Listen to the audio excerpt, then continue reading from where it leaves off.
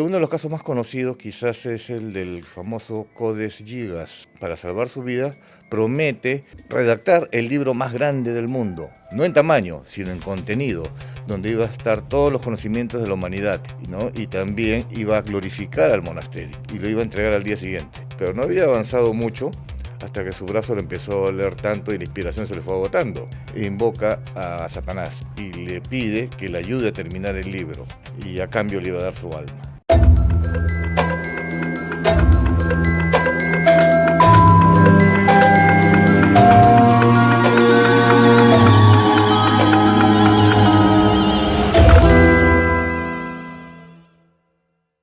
Aquí estamos para vincular además con un tema que es la especialidad de este canal, los libros. Pero ¿qué pasa cuando hay un libro maldito? ¿Esto es real? Bueno, hay una serie de libros que se han sido escritos a lo largo de la historia que han sido vetados, dado su, tal vez por el contenido, que se consideraba muy peligroso, o porque también se decía de que no ha sido redactado necesariamente por sus autores, sino por seres desconocidos. ¿Hay posibilidad de que hayan libros no escritos por humanos? Hay posibilidad, sí. ¿Cuáles, por ejemplo? Mira, ya, vamos a hablar por la parte más simple. Hemos hablado de la psicografía, que viene a ser la recepción de mensajes por parte de un canalizador. Y simplemente se deja llevar y hay un espíritu que puede guiarte la mano y escribir cosas que tú no conoces. Este espíritu puede ser no necesariamente de procedencia humana, ¿no? Porque puede ser un espíritu elevado. Estamos hablando, un caso muy conocido es el de Chico Xavier, ese famoso vidente y también medium brasilero, que escribió más de 460 libros, no, y no, no los considera de su autoría, sino dictados precisamente por estos espíritus benefactores, como por ejemplo Emmanuel, que viene a ser una especie de guía espiritual. Pero no estamos hablando de ese tipo de seres en el caso de libros malditos, se trata de otro tipo de seres mucho más oscuros, por ejemplo, ¿no? ¿Cuál es el caso más perturbador que te ha tocado oír a propósito de esto? Si yo he visto esto directamente, No, no o sea, necesariamente, casos que pero te hayan contado a propósito de mi- libros que han sido escritos de repente por seres de otra dimensión, ¿no? mira, uno de los casos más conocidos quizás es el del famoso Codes Gigas, ¿no? Llamado también la Biblia del Diablo, que es un manuscrito que tiene como origen en Bohemia, que es lo que viene a ser República Checa. Eh, Sus características es que tiene un tamaño enorme, tiene 1 metro de alto, 624 páginas escritas en piel y tiene un peso de 75 kilos. Pero eso no por eso es que se considere un libro extraño. Cuenta la leyenda de que en un monasterio benedictino, un joven monje había roto sus votos y fue condenado a morir emparedado. Eso, tú sabes, como te ponían una pared Claro. bueno, te ponían tus ladrillos, ¿no? Él, en su desesperación, para salvar su vida, promete redactar el libro más grande del mundo, no en tamaño, sino en contenido, donde iba a estar todos los conocimientos de la humanidad, ¿no? Y también iba a glorificar al monasterio, ¿no? Y lo iba a entregar al día siguiente. Bueno, me imagino que les habrá causado gracia Claro. a los que lo juzgaban, pero dijeron, ya, hazlo, ¿no? Entonces él empezó a escribir, se pasó toda la noche escribiendo en pieles, pero no había avanzado mucho hasta que su brazo le empezó a doler tanto y la inspiración se le fue agotando. Entonces la presión y la tensión, porque el tiempo se le iba agotando también, invoca a Satanás y le pide que le ayude a terminar el libro, ¿no? Y a cambio le iba a dar su alma. Y entonces fue que al día siguiente, incluso antes de él vencerse el plazo, entregó el libro. Eh, Ahora dice, es una historia muy simpática, muy también pintoresca, ¿no? Pero las investigaciones posteriores que se realizaron a este libro por especialistas, por ejemplo, al principio habían concluido de que era imposible que tal cantidad de conocimientos haya sido redactado en no menos de 24 o 25 a 30 años, ¿no?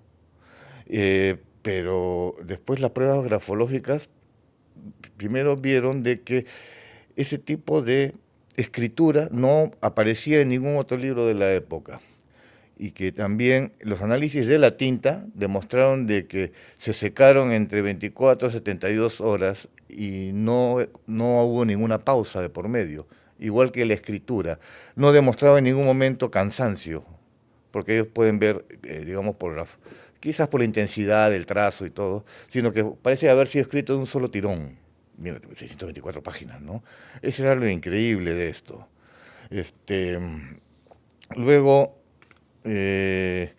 también se le atribuye una serie de desgracias a los quienes eran sus propietarios. En principio está este monasterio que se estaba comentando, que bueno, muy contento seguramente tenía su libro con esa cantidad de información, pero repentinamente entró también en una crisis económica terrible que tuvo que rematar sus bienes y entre ellos el libro. Se lo vende a otro monasterio y le sucede lo mismo también. Luego pasan los años, en 1594 pasó a formar parte de la colección personal del emperador alemán Rudolf II, que al poco tiempo también cae en desgracia porque enloquece y lo obliga a dimitir del cargo. Pasan los años y bueno, ya cuando durante la guerra me parece que fue de la guerra de los 30 años, el ejército sueco, cuando ingresó al castillo de este emperador Rudolf II, rescata o digamos extrae este libro y lo lleva a Suecia, y donde actualmente se encuentra en la Biblioteca Nacional de Estocolmo. O sea, existe el libro. O sea, está abierto al público para que la gente lo pueda ver ahí. Mira, no sé si o sea, tal vez lo están exhibiendo, pero no te lo permiten hojearlo, obviamente. No, claro. ¿No? Debe tener ciertas... Pero la maldición que dice, o sea, a quien lo lee. A sus propietarios. Ok. Ahora, ¿qué cosa contiene ahí? Una serie de invocaciones, rituales, conjuros, ¿no? De magia, pero también la primera parte me parece que estaba dedicado también a la parte de la fe, la parte religiosa, ¿no? Y le había dedicado una página entera, o sea, un libro, un metro, a la figura de Satanás, que fue el que lo ayudó. Y es acceso público, lo puedes ver por internet, incluso parte de sus páginas. Ahora, cuando uno piensa en Satanás y en la figura del diablo, Marco Aurelio de Negri dice que esta representación se hizo con base en conocimientos medievales, ¿no? O sea, esta figura humana, pero con cachos de caprino, pezuñas de algún tipo de animal y cola de res, es una representación de lo que significaba el miedo y la deformidad en la época. ¿Es esta misma representación la que aparece en el Codex de Gigas? Algo sí, muy similar, un ser, digamos, de proporciones como si fuese no muy alto, parece tener alguna especie de turbante, ¿no? Musulmán o árabe, y con las manos hacia arriba con garras, ¿no? Ahora, es un dibujo bastante, digamos, rústico, pero ya más o menos te puedes dar cuenta pues de la representación o el pensamiento que se tenía de los demonios o de Satanás en esa época, ¿no? ¿Qué es lo que se dice del Necromicón exactamente? No, se ha atribuido mucho de que es una obra real, ¿no? Pero es una obra de Lovecraft, eso es ficción, ¿no? Entonces nada más queda ahí. O sea, no es que hay una maldición ni nada raro en ese sentido. Bueno, en la obra sí, pero en la vida real no. O sea, pero a lo que me refiero es que no es que estuviese basado en algo real necesariamente. Mira, los libros que estamos viendo es posible que se haya inspirado en alguno de ellos, ¿no? Porque no es el único tampoco. Tenemos, por ejemplo, el Rauskina. Y para hablar de ese libro habría que hablar también de Goldstein Nicolausson, es un islandés que nació en 1469 y que, bueno, años después se convirtió en obispo. O sea, él tenía una formación cristiana y su familia también lo era. Y sin embargo, era muy conocido por ser una persona muy cruel, manipuladora y ambiciosa. Es más, siendo obispo, estuvo casado con 2 mujeres y tuvo 3 hijos, ¿no? Y su ambición era tal que siempre trataba de codearse con los círculos de poder, porque le atraía mucho eso. Pero después empezó a ingresar a la magia y a la brujería. Y como conocedor de todas las doctrinas cristianas, sabían del poder de Satanás también. Entonces lo que él quería era recopilar una serie de rituales para poder dominarlo y poder hacerlo su esclavo, y así tener el poder absoluto. Es así como escribe o redacta el Rauskina, considerado también otro libro maldito, ¿no? Pero después simplemente parece que no lo llegó a usar porque murió, y pasó el tiempo. 2 siglos después, en el siglo XVIII, un practicante de magia llamado Loftur se enteró de la existencia de este libro y le interesó mucho, empezó a investigar dónde encontrarlo, dónde estaba. Cuando muere este obispo, Gostark, los pobladores locales, que de su pueblo se llamaba, si mal no recuerdo, no lo recuerdo, ya bueno,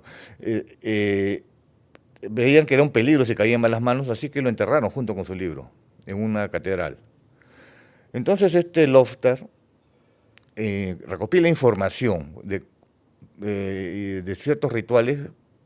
Uno de ellos era para resucitar a los muertos. Ya empezó a entrar en cosas de la necromancia, ¿no? Y para que él mismo le entregara el libro. Entonces se elabora un plan con su ayudante de que iban a hacer ese ritual en una iglesia, en la catedral no se encontraba, y que cuando ya él tuviera el libro, el ayudante estaba en el campanario, iba a sonar las campanas, ¿no? Empieza el Loftar a recorrer toda la catedral invocándolo para que se levante pues este obispo, y realmente llegó a suceder, se dice. Se levanta y sale el cuerpo con el libro entre sus brazos y se le acerca y pues le dice: qué bonito cantas, pero este libro no va a ser tuyo. Entonces Loftar lo presiona y empieza ya a cambiar de invocaciones e invoca a Satanás mismo. Y en ese momento toda la catedral empieza a estremecerse. El ayudante que estaba en el campanario, como no estaba viendo la escena directamente, pensaba que esa ya era una señal de que se le había entregado y empieza a tocar las campanas, cuando nunca se lo había entregado y simplemente desapareció este obispo. No contento con eso, Loftar dice: voy a intentar una segunda vez, y cuando viaja nuevamente en una embarcación, se hunde y muere ahogado y su cadáver no fue encontrado, ¿no? Entonces, más o menos, esta es la extraña historia del Rauskina, ¿no? Ahora, ¿qué es lo que hace que un libro entre en la categoría de maldito? Una es el origen de los conocimientos, que muchos de ellos no provienen del mismo autor. Pueden haber provenido a través de diferentes tipos de rituales o a través de conexiones con estos seres. Y hablamos inclusive que puedan haber habido pactos de por medio, ¿no? Ahora, el contenido en sí, el uso también puede ser considerado como un libro peligroso, porque muchos de ellos, como en este caso, son invocaciones a demonios y también cómo dominarlos. Es peligroso porque obviamente aquel que haga mal uso y se salga de control, simplemente vas a traer a este plano demonios que pueden hacerte una serie de estragos. Y lo otro es que si realmente lo sepa usar, va a tener un poder tremendo, incontrolable también. Por eso es peligroso, ¿no? Y por eso también es considerado un libro prohibido y maldito. Aquí en Latinoamérica, bueno, de por sí el libro ya se convierte en un privilegio per se, ya se convierte en una especie de maldición. Pero, ¿te ha tocado ver o atestiguar casos aquí en Latinoamérica a propósito de libros que puedan estar malditos? Debe haberlos, pero en realidad no tengo información así muy concreta de libros de ese tipo, ¿no? O sea, tú mismo tampoco te has enfrentado a algún texto que no debiste de abrir. Mira, sí ha llegado a mis manos libros de segunda mano, pues también es una de las precauciones que hay que tener, de magia, por ejemplo, ¿no? Yo directamente no lo sentía, pero personas sensitivas que me lo pedían prestado y no se sentían bien. No, quizás no por el contenido, sino por la contaminación energética a la que fue expuesta, y quién sabe en qué condiciones, quizás lo utilizaron en algún ritual. Eso también constituye pues cierto riesgo, ¿no? Esa es una de las razones también por las que en las bibliotecas antiguas o lugares donde hay libros usados y de esta temática, pueden ocurrir ciertos fenómenos también extraños. Ahora hay que decirlo también, y esto le pasa constantemente a Merlín. Merlín, al igual que yo, compramos muchos libros de segunda mano. Ok. Hay que decirlo, y por si acaso, cuando tú vas a cachinas, a librerías de viejo, es muy probable que esos libros pertenezcan a un difunto. ¿Por qué? Porque las viudas, los viudos, las personas alrededor de, lo primero que hacen, si es que no están compenetradas con la labor que hace la persona, lo primero que hacen es deshacerse de los libros. Entonces, esos libros que tú compras tan alegremente y por precio muy módico, pueden contener todavía la energía de esa persona. Y lo que me dice Merlín es que a veces siente ruidos en su biblioteca y no son precisamente sus gatos, ¿no?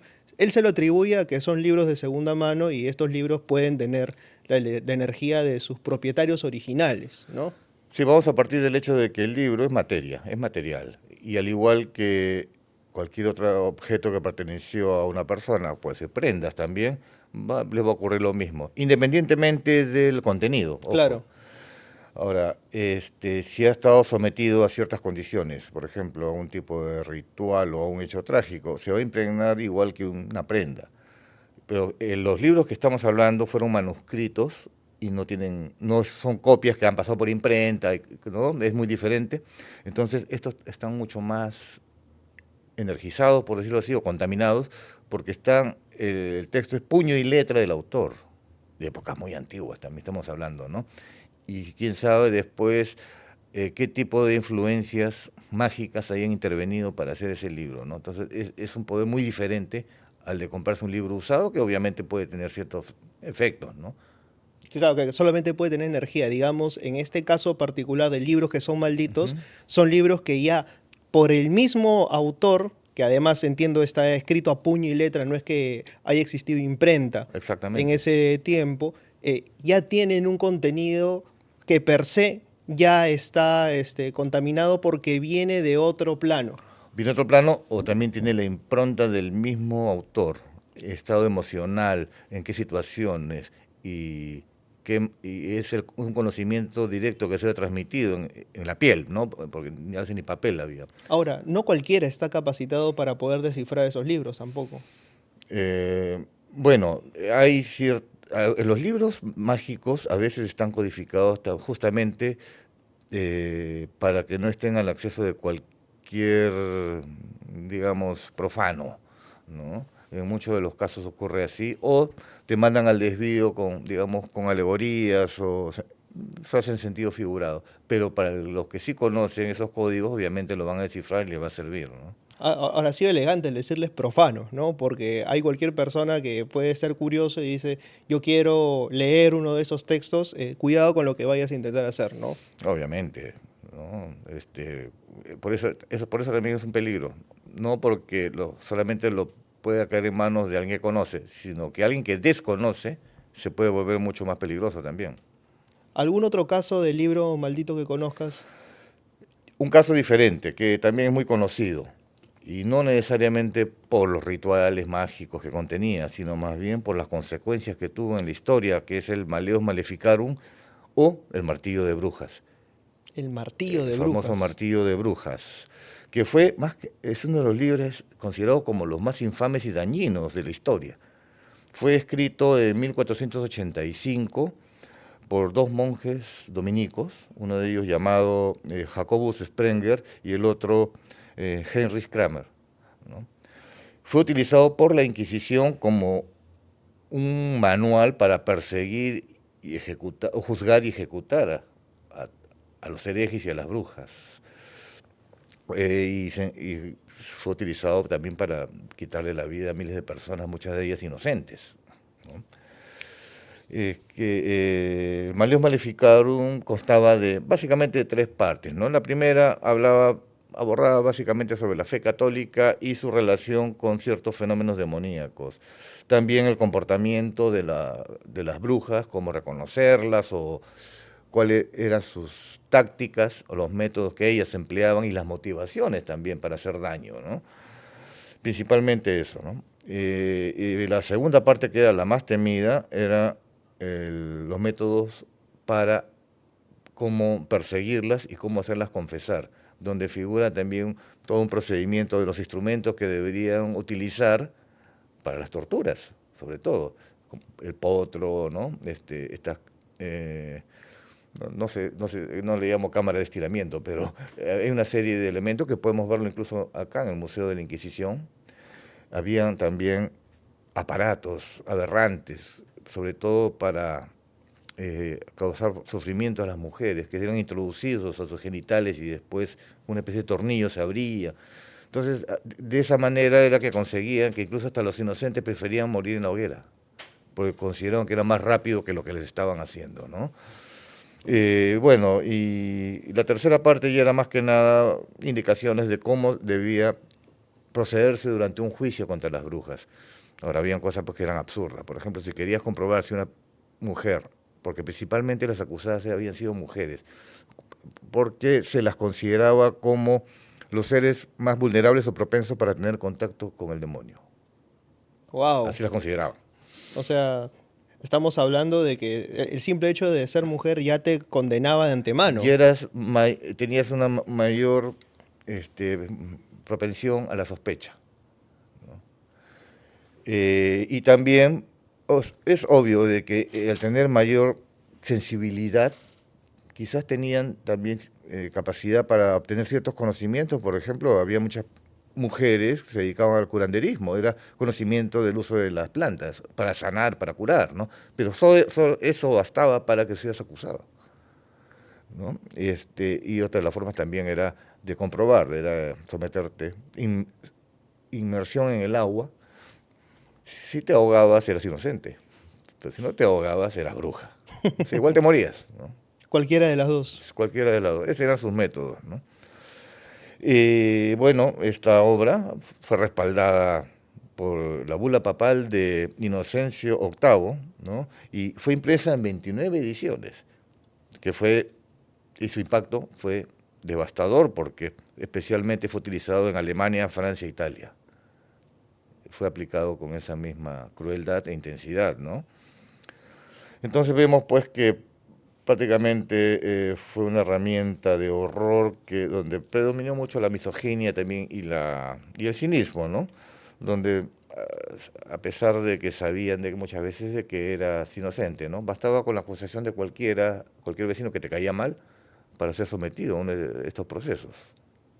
Entonces, ahí ya te pones a sopesar, ¿no? Era un libro que fue utilizado supuestamente para afirmar tu fe, pero es tan aberrante como los libros anteriores que hemos mencionado. ¿Alguno de estos ejemplares llegó al Perú? Mira, no lo sé exactamente, pero acá hubo una inquisición y me imagino que ha habido una especie de manual de uso también. No tengo conocimiento si históricamente si está un ejemplar en el museo o se lo hayan llevado después de regreso a España, ¿no? Porque existe también una especie de maldición que cae, como dices, sobre los propietarios de los libros, que lo relaciono también con esta especie de maldiciones que caían sobre las investigaciones arqueológicas que se hacían de pronto sobre grandes tesoros, ¿no? Por ejemplo, las momias de las pirámides y Tutankamón y la conocida leyenda, ¿no? ¿Es una forma de proteger, tú crees, ya sea el conocimiento o el patrimonio como tal? Sí, antiguamente también, como bien dices, se trataba uno de resguardar tesoros, ¿no? O, digamos, tumbas reales de ciertos personajes, ciertas autoridades. Y no es secreto de que todas estas castas, pues, dependían mucho también de hechiceros, curanderos, magos, porque necesitaban conocer un poco también del futuro que les veían como gobernantes, ¿no? Asimismo, también habían enemigos que utilizaban la magia para, digamos, debilitar o afectar, ¿no? Entonces, es conocido los casos de que sí se realizaban actos mágicos también para aquellos que profanen una tumba, por ejemplo, real, pueda sucederle ciertas, ¿no?, desgracias, ¿no? Muy aparte de las maldiciones y todo, acabo de recordar el caso de cuando se descubrió las tumbas reales del señor de Zipán en Huacarrajada, ¿no? Yo hablé directamente con el director del Museo del Sitio y no fue necesariamente Walter Alba que fue que excavó, sino que la policía le avisó que estaban saqueando un lugar, que habían encontrado muchas piezas por los pobladores locales. Y entonces es ahí donde se hizo cargo de esa investigación, ¿no? Entonces fueron los pobladores quienes descubrieron, ¿no? Primero, y empezaron a extraer las piezas. Yo le pregunto, pero ¿cómo se dieron cuenta que ahí había tesoros? Bueno, se comenzó a comentar de que empezaron unas apariciones de una pata dorada con unos patitos que iba caminando y según las leyendas del norte, ese es uno de los síntomas que hay un tesoro enterrado. Ah, O sea, sí. está rodeado de todo ese hálito mágico también, ¿no? Y alguien pues muy creyente de esas supersticiones empezó a excavar y se encontró pues con un tremendo tesoro, ¿no? O sea, siguió a la pata y a sus patitos. Sí. Y en el Perú existen muchas historias de ese tipo que son señales, ¿no? Estábamos hablando también de ciertos fuegos fatuos que también anuncian que hay un tesoro enterrado o la aparición de un toro dorado. Según la región va cambiando el tipo de señal. Pienso en cómo se protegía también los libros que tenían algún tipo de conocimiento al que no podía acceder la mayoría, ¿no? El Nombre de la Rosa, Humberto Eco, envenenaban las páginas adrede para que, digamos, nadie necesariamente pudiese leer el libro, ¿no? Porque hacían este acto y al pasarlo, pues, se contaminaban la lengua con un veneno, ¿no? O como actualmente algunos autores, perdón, de libros de magia advierten de que no vayas a piratear este libro, compra el original y lo someten a una pequeña invocación ahí si es que cometes ese error, ¿no? Para que no te vaya nada bien, cosas de ese tipo. Eso lo has hecho con tu libro, ¿no? No, me hubiese gustado hacerlo, si no aparecerían los semáforos. Muchísimas gracias, Gracias a ti. Pedro. Y con nosotros será hasta un nuevo libro abierto. Estos libros no los vas a encontrar en la fila, así que si los encuentras, duda y sobre todo, no los abras. Nos estamos viendo. Chau, chau.